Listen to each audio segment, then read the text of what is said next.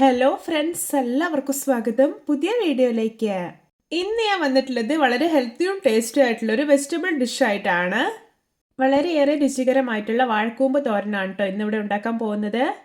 Video കണ്ടിട്ട് ഇഷ്ടപ്പെടുവാണെങ്കിൽ like ചെയ്യുക, ഷെയർ ചെയ്യുക, കമൻറ്റ് ചെയ്യുക, ചാനൽ സബ്സ്ക്രൈബ് ചെയ്യാനും മറക്കരുത്. പിന്നെ ഫേസ്ബുക്കിലൂടെയാണ് വീഡിയോ കാണുന്നതെങ്കിൽ പേജ് ഫോളോ കൂടി ചെയ്യണേ. ഒപ്പം നമുക്ക് നേരെ വീഡിയോയിലോട്ട് പോവാം.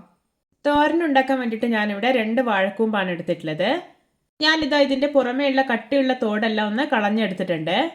ഞാനിതാ ചെറിയ കഷ്ണങ്ങളായിട്ട് മുറിച്ചെടുത്തതിന് ശേഷം വെള്ളത്തിലിട്ട് വെച്ചിട്ടുണ്ട്. ഇങ്ങനെ വെള്ളത്തിലിട്ട് വെക്കുവാണെങ്കിൽ ഇതിൻ്റെ കറ പോവുകയും ചെയ്യും, പിന്നെ വാഴക്കൂമ്പ് നല്ല ഫ്രഷ് കളറോടെ ഇരിക്കുകയും ചെയ്യും.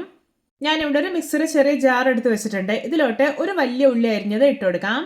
ഇനി ഇതിലോട്ട് 4 പച്ചമുളക്, 8 അല്ലി വെളുത്തുള്ളി, ഒരു 1/2 ടീസ്പൂൺ ചെറിയ ജീരകം ഇട്ട് കൊടുക്കാം. എന്നിട്ട് ഇതൊന്ന് ക്രഷ് ചെയ്തെടുക്കാം. ഇപ്പോൾ ഇതാ നല്ല പെർഫെക്റ്റ് ആയി തന്നെ ക്രഷ് ചെയ്തെടുത്തിട്ടുണ്ട്. ഇനി ഇതൊന്ന് മാറ്റി വെക്കാം. തോരൻ ഉണ്ടാക്കാൻ വേണ്ടിയിട്ട് ഞാനിവിടെ ഒരു കടായി അടുപ്പത്ത് വെച്ചിട്ടുണ്ട്. ഇതിലോട്ട് 2 ടേബിൾ സ്പൂൺ ഓയിൽ വെച്ച് കൊടുക്കാം. ഓയിൽ ചൂടായിട്ട് വരുമ്പോൾ 1 ടീസ്പൂൺ കടുക്, 1 ടീസ്പൂൺ ഉഴുന്ന്, 3 വറ്റൽമുളക് അരിഞ്ഞത് ഇട്ട് കൊടുക്കാം. എന്നിട്ടൊന്ന് ഫ്രൈ ചെയ്തെടുക്കാം. ഇനി ഇതിലോട്ട് നമ്മൾ ക്രഷ് ചെയ്ത് മാറ്റി വെച്ചിരിക്കുന്ന ഐറ്റംസ് എല്ലാം ഉണ്ടല്ലോ, അത് ചേർത്ത് കൊടുക്കാം. ഇനി ഇതിലോട്ട് ഒരു 10 ചെറിയുള്ളി സവസ് എടുത്തിട്ടുള്ളത് ഇട്ട് കൊടുക്കാം. ഇനി ആവശ്യത്തിനുള്ള ഉപ്പ് ഇട്ട് കൊടുക്കാം. ഇനി ഇതിലോട്ട് ഒരു 1/4 ടീസ്പൂൺ മഞ്ഞൾപ്പൊടി കൂടി ഇട്ട് കൊടുക്കാം. എന്നിട്ട് ഇതെല്ലാം നല്ലപോലെ ഒന്ന് വഴറ്റിയെടുക്കാം. ഇനി ഇതിലോട്ട് നമ്മൾ മുറിച്ച് മാറ്റി വെച്ചിരിക്കുന്ന വാഴക്കൂമ്പുണ്ടല്ലോ, അത് ഇട്ട് കൊടുക്കാം. ഇത് ഞാനൊരു സ്ട്രെയിനറിലിട്ട് വെച്ചിട്ട് വെള്ളം നന്നായിട്ട് കളഞ്ഞെടുത്തിട്ടുള്ളതാണ്. ഇനി ഇതെല്ലാം നല്ലപോലെ ഇളക്കി യോജിപ്പിച്ചെടുക്കാം.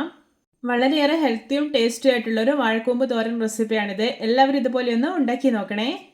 ഇതിലേക്ക് ഒട്ടും വെള്ളമൊന്നും ഒഴിക്കേണ്ട ആവശ്യമില്ല, ഇത് ആവിയിൽ വെന്തോളും. ഇനി ഇതൊരു മീഡിയം ഫ്ലെയിമിൽ വെച്ചിട്ട് അടച്ചു വെച്ച് വേവിച്ചെടുക്കാം.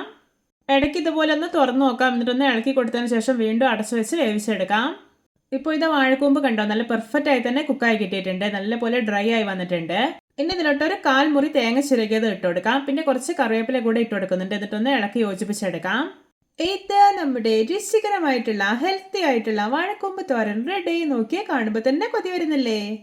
നല്ല ചൂട് ചോറിനൊപ്പം ഇതുപോലൊരു ടേസ്റ്റി ആയിട്ടുള്ള വാഴക്കൂമ്പ് തോരനും പപ്പടം ഉണ്ടെങ്കിൽ പിന്നെ മറ്റു കറികളുടെ ഒന്നും ആവശ്യമേ ഇല്ല കേട്ടോ. എത്ര വേണേലും ചോറ് കഴിക്കാം.